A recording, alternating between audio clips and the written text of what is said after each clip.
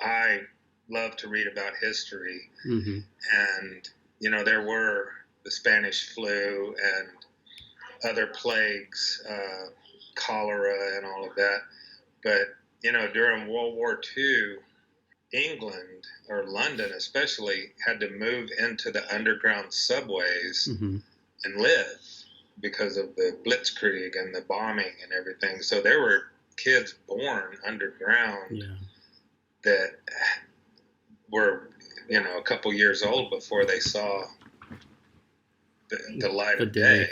So it is bad for some people, Sure. and I've got a lot of friends that I'm worried about right now. Every day I hear about another, especially a restaurant or bar closing, Closing. and Yeah. those people were living pretty close to the edge of their financial security as it was, and now some really historic restaurants have closed in Austin, and those people. I mean, I wish them all the best luck in the world to make it through this, Yeah. because they are having it hard. They are having a tough time. Yeah. I am Todd Sanders. I'm a neon pop artist living in Austin, Texas. What are you doing during this time, either to stay positive or creative, or if you want to go into it, what's not so great right now? What's There's not a whole lot of negative. I just really made the choice early on to focus on anything positive, and Yeah. just I spent a lot of years living in scarcity as an artist, and living without much, and not having a big space to work in, and stuff. So I kind of didn't want to be at this position at 52 years old, but I've been here before, and so it's not unfamiliar to me.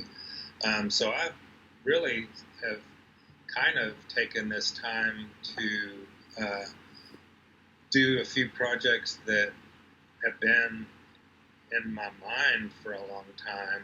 And so things have kind of slowed down a bit, Mm-hmm. and I've just kind of gone back and I've started writing again. I've been working on the book of my story Yeah. and visual saga of Roadhouse Relics and neon, and the history of neon in general.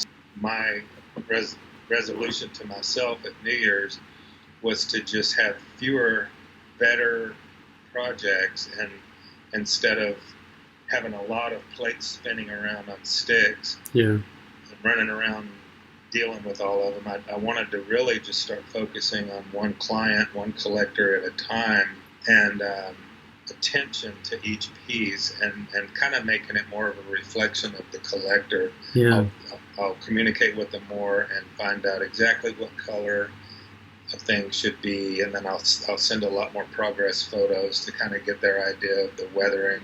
What I make is vintage style neon. Yeah. It looks like a neon sign that came from Route 66 somewhere, but it's my original art. And I'm doing a really neat piece of. I've got a piece that's legs. That's just the legs with high-heeled shoes. I'm doing a piece kind of based on that. That's going to Brooklyn, and it's going to be about 7 feet tall. I'm doing I think my 29th piece for the collection in Bentonville, Arkansas, of the Ozart OZART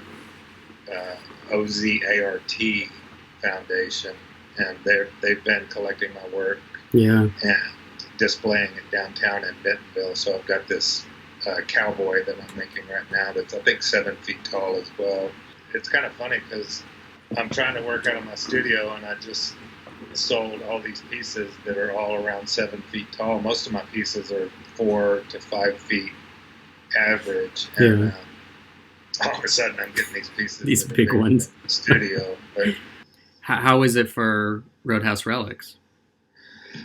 um, well, it's actually going pretty well. I closed the gallery Mm-hmm. and kind of boarded it up, and brought all of my tools and some pieces home that I was working on.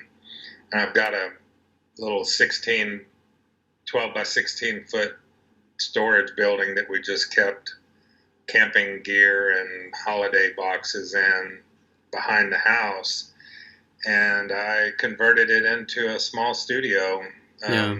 Roadhouse Relics started in a storage building in a trailer park, 1995, and it was kind of funny seeing me get back to that. Like after all the growth I had done, I'm back in a storage building again. Working from home made me realize is how much I depended on. I thought I depended on that location being a part of my success. Yeah.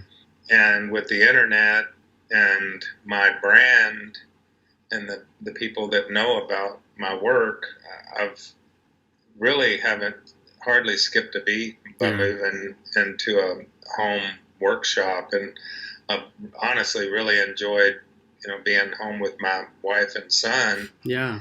So it kind of makes you stop and reevaluate like what was working, what wasn't working. And I love my little studio gallery, but depending on how things go, I realized I've got more options than I thought I had, because I could honestly build a workshop at home and ship these all over the world still without really having a brick and mortar gallery. Yeah.